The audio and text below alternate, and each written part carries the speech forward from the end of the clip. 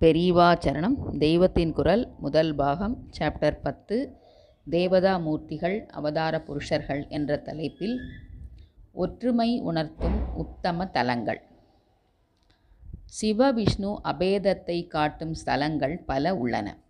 திருநெல்வேலி சீமையில் சங்கரநாராயணன் கோயிலும் சங்கர நயினார் கோயில் என்று தப்பாக சொல்கிறார்கள். மேற்கே ஹரிஹர கஷேத்திரத்திலும் இவ்விரண்டு மூர்த்திகளும் ஒன்றாக இணைந்த பிம்பங்கள் உள்ளன. குற்றாலத்தில் விஷ்ணுமூர்த்தியையே அகஸ்திய மகரிஷி சிவலிங்கமாக மாற்றியிருக்கிறார். இவை பிரபலமான ஸ்தலங்கள்.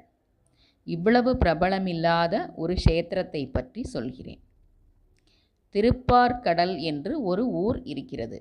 காஞ்சிபுரத்திலிருந்து வேலூருக்கு போகிற வழியில் 20 மைலில் இருக்கிறது. முதலில் அந்த க்ஷேத்திரத்தில் ஒரு பெருமாள் கோயில் கூட கிடையாதாம். ஈஸ்வரன் கோயில்தான் இருந்ததாம். ஒரு ஸ்ரீ வைஷ்ணவர் அநேக க்ஷேத்திரங்களுக்கு சென்று விஷ்ணு தரிசனம் பண்ணி கொண்டு வருகிற காலத்தில் அந்த ஊருக்கும் வந்தாராம். ஒவ்வொரு நாளும் ஊருக்கு போகிற போது விஷ்ணு தரிசனம் பண்ணாமல் அவர் ஆகாரம் பண்ணுவது இல்லை என்ற நியமத்தை வைத்து கொண்டிருந்தார்.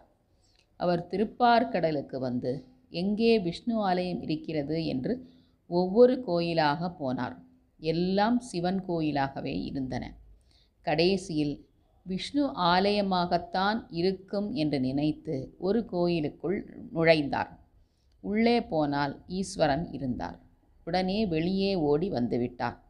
ஆகாரம் பண்ணவில்லை. வயிறு பசியில் துடித்தது. அதைவிட மனசிலே இன்றைக்கு விஷ்ணு தரிசனம் கிடைக்கவில்லையே என்று துடித்து கொண்டிருந்தார். அப்போது ஒரு கிழவர் அவருக்கு முன்னால் வந்து, என்ன சுவாமி, விஷ்ணு தரிசனம் பண்ண வருகிறீர்களா என்று கேட்டார். இந்த பிரயோஜனமில்லாத ஊரில் எங்கே ஐயா விஷ்ணு கோவில் இருக்கிறது என்று அவர் கோபமாக சொன்னாராம்.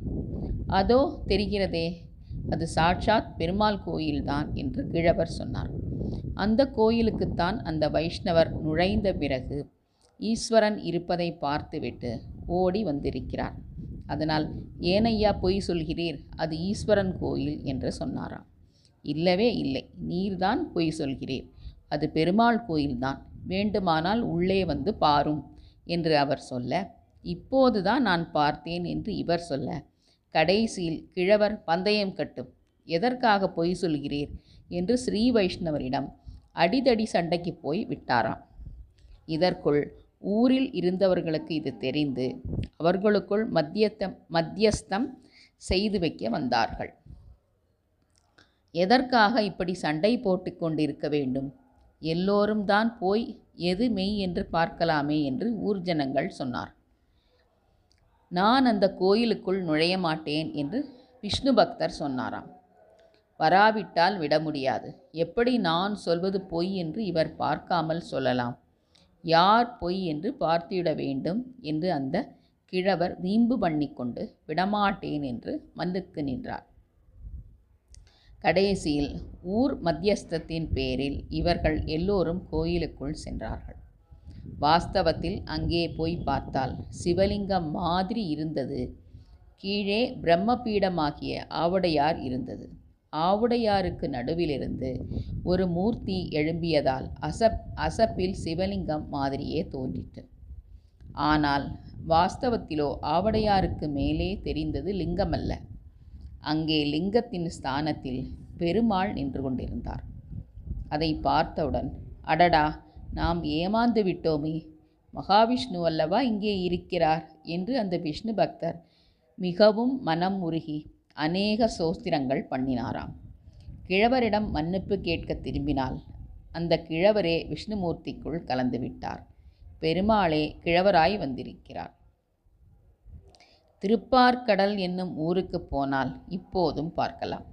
ஆவுடையார் இருக்கும், அதற்கு மேல் லிங்கம் இருக்கிற இடத்தில் பெருமாள் நின்று கொண்டிருக்கிறார். இந்த க்ஷேத்திரமும் நமக்கு ஈஸ்வரன் வேறு, மகாவிஷ்ணு வேறு இல்லை என்ற தத்துவத்தை விளக்குகிறது. பெரியவாச்சரணம்.